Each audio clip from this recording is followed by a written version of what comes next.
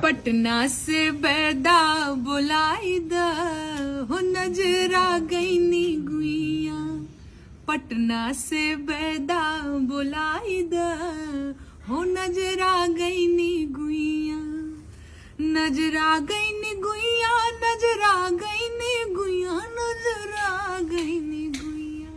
नमस्कार दोस्तों, जैसे कि आप जानते हैं कि नेहा सिंह राठौर हमेशा विवादित बात हो या विवादित गाना हो, इसमें उलझे रहते हैं, सुर्खियों में बने रहते हैं और अपने दर्शकों को हमेशा वैसे बात उठाते हैं जहां पे उस बात का वैल्यू होता है, यानी गरीबी से लेकर रोजगार से लेकर ऐसे ऐसे वो टिप्पणियां करती हैं जो कि जनहित में अच्छा होता है। तो ये जनता का जो बात उठाते हैं वो काफ़ी लोगों को चुभ जाता है, लेकिन इस बार जो ये बात उठाए हैं वो हम आपको सुनाएंगे और गाना भी सुनाएंगे कि वो कैसे गाना सुनाएंगे। लेकिन उससे पहले दोस्तों, आप हमारे YouTube चैनल को सब्सक्राइब कर ले, प्यारा सा बेल बटन दबा दे ताकि हम नेहा सिंह का ऐसे गाना और भाषण सुनाते रहें। तो चलिए वीडियो को शुरू करते हैं।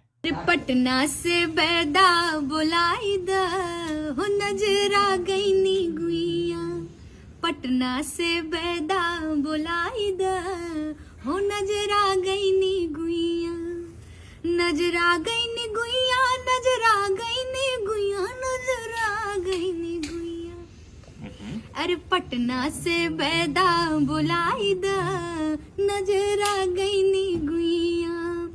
अरे छोटकी नदिया है बड़की सौतनिया, छोटकी नदिया है बड़की सौतनिया। वीडियो बनाते हुए नंदो के ए राजा नंदो के गवना कराई द हो नजरा गईनी गुइया।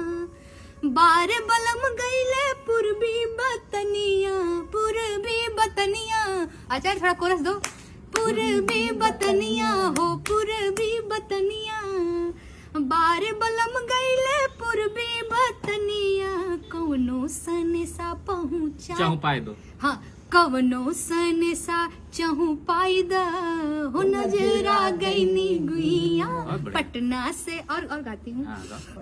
अरे सासू के बोलिया तो मन ही ना भावे, छोटका देवरवा है चलती चलावे। न अरे गोतिन के अलगा कराई द हो नजरा गईनी गुइया।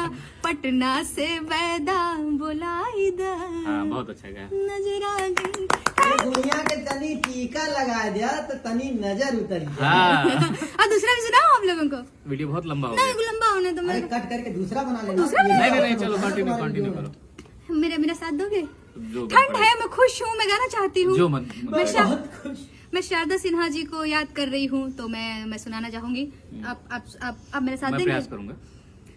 गाते तो थे पहले। अरे अम्मा हुआ वाके झूमे डढ़िया ए जी। अम्मा हुआ वाके झूमे डढ़िया। तनिता कना बलमुआ हमारो रिया। अरे अम्मा मोजरी गईले महुआ को चाई गईले। अरे नाही आइले हमारो बलम रसिया ए जी। नाही आइले हमारो बलम रसिया। तनिता कना बलमुआ हमारो रिया ए जी। अम्मा हुआ वाके झूमे डढ़िया। तनिता कना बलमुआ हमारो रिया। बहुत नहीं, एक लाइन और था। अच्छा, मैं बोल कर रही हूँ क्या तुम्हें? मैं बोल कर रही हूँ क्या? मुझे लगा पूरा हो गया। बहुत अच्छा गया। अगली लाइन। अरे महुआ बिनन हम गईनी महुआ बगिया। महुआ बिनन हम गईनी महुआ बगिया। रहिया जे छकले देवर पपिया ए जी। रहिया जे छकले देवर पपिया। तनिता कना बलमुआ हमारो रिया। अरे कोयली के बोली सुनी मन हर साई गईले। अरे नाही आइले हमारो बल ए जी नहीं आइले हमारो बलम रसिया तनी ताका न बलम तनी ताका न बलम